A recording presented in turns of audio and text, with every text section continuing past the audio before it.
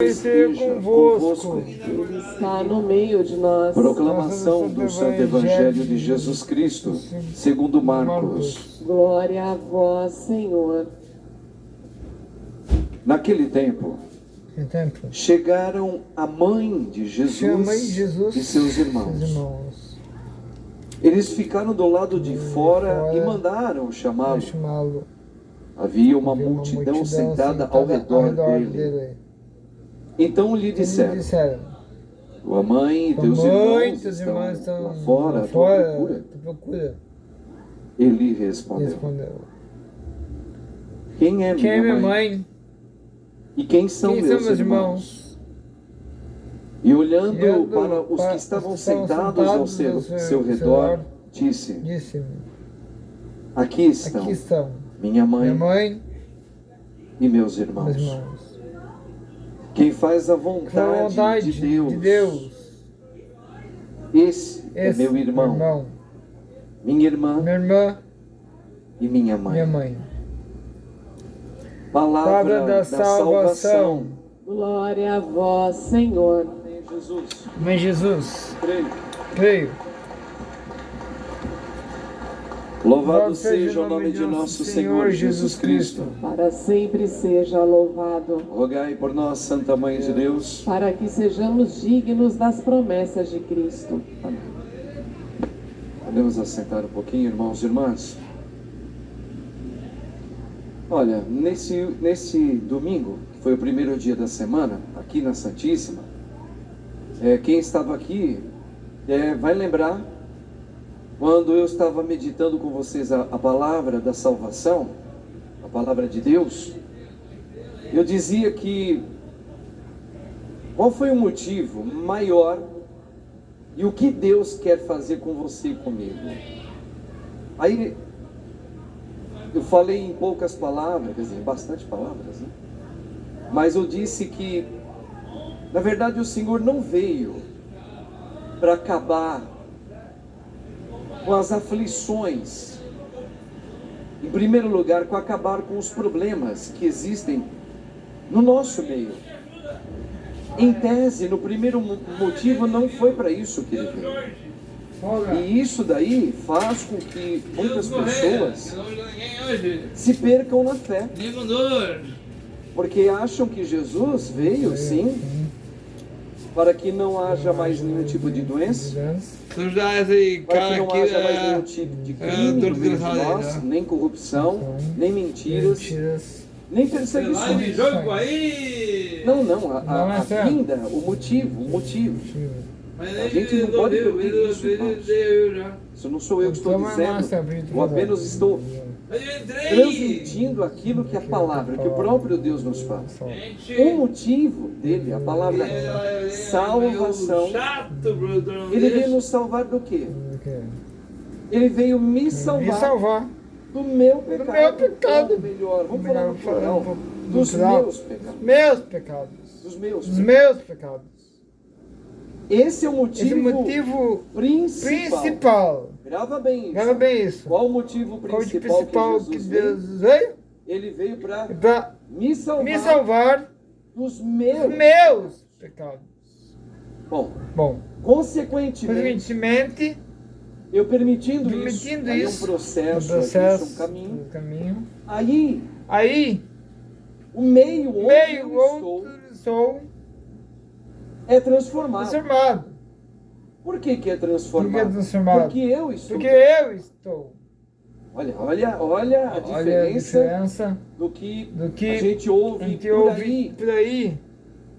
Respeitando todas as doutrinas, igrejas cristãs, mas não são católicas, que fazem um projeto completamente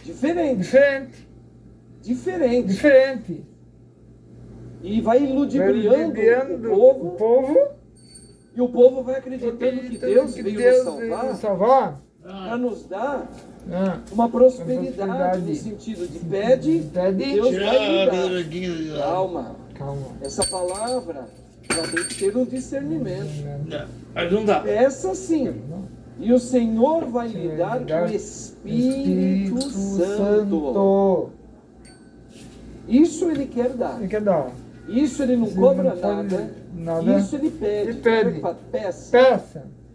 Até naquela Até parte naquela do parte Evangelho, do onde Evangelho, Jesus vai dizer, será Será? que se um filho Se o pedir filho para o me pai, pedir ao pai, pai, tô com tô com fome, fome, dá-lhe um ovo, dá um o ovo, pai vai dar uma vou dar cobra uma para cobra ele. para ele. Mas aí Cristo Aí vem Cristo e explica isso, dizendo, então peça. Não peça. Não pare de pedir. Não pode mas pedir, mas pedir o o quê? quê? Que? O Espírito, O Espírito Santo que ele, Jesus, dá.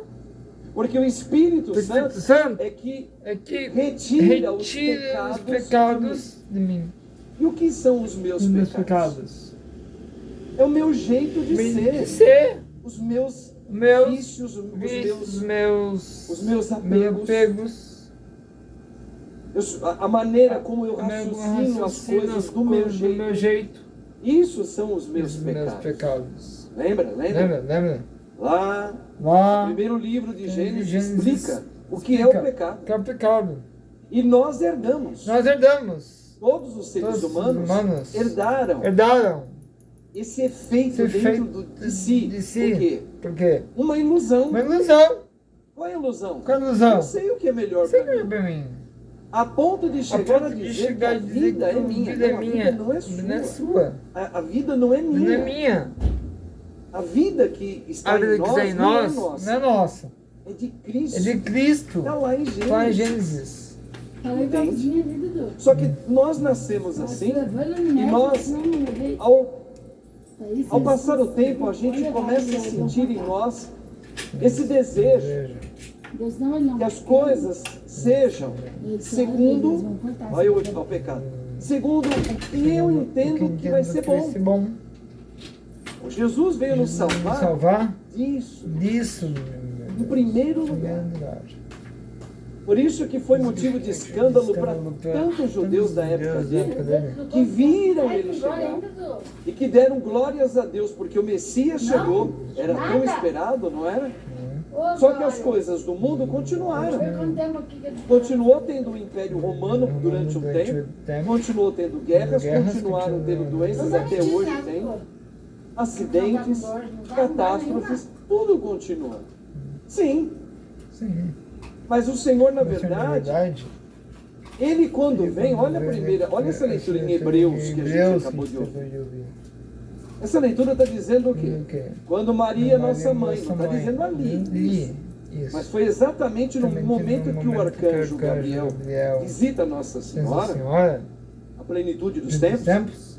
Nesta hora, quando ela diz sim, eu aceito. Hebreus 10 está falando. Jesus entra no ventre, ele entra. Ou seja, a segunda pessoa da Trindade. Tenta entender isso. A Trindade é Pai, Filho e Espírito Santo. A segunda pessoa, o Filho, ele se encarna. Verdade, veja, gente, isso é um mistério da nossa fé. Ele nunca deixou, a segunda pessoa nunca saiu dos céus com o Pai. Nunca. Só que agora encarna, ou seja, toma uma carne, se torna como nós, criatura. A sua própria criação que ele criou junto com o Pai. Então ele se faz igual a nós. Para quê? Para quê? Para que eu e você, olhando para Jesus, olhando para Ele, para o homem Jesus, o homem, com carne, com músculos, e com sentimentos iguais aos nossos. Só com aquela grandíssima diferença. Ele só não conhecia o pecado, ele só não tinha essa coisa desregulada do pecado, que é essa doença que precisa ser salva em nós. Nós todos viemos com o pecado. Ele não, mas ele veio sentindo fome. Se batesse nele, ele chorava. Tanto é que ele chorou. Quantas vezes Jesus chorou? Vamos ver aqui, mais uma pergunta para o meu povo amado. Quantas vezes Jesus chorou na Bíblia? Mostra. Quantas vezes? Olha, não tem medo de errar não, que a gente aqui só está trocando uma ideia gostosa. Quantas vezes Jesus, o homem Jesus chora? Quantas? Oi? 3? Ave Maria, cheia de graça. Muitas vezes. Muitas vezes. Muitas vezes. Muitas vezes. O próprio O autor sagrado em Hebreus, leia lá, Dizer lá. ele vai dizer: Jesus, Jesus, o homem Jesus, homem Jesus, dirigia orações e preces ao Pai para que o livrasse dos tormentos, com muito temor, lágrimas e preces.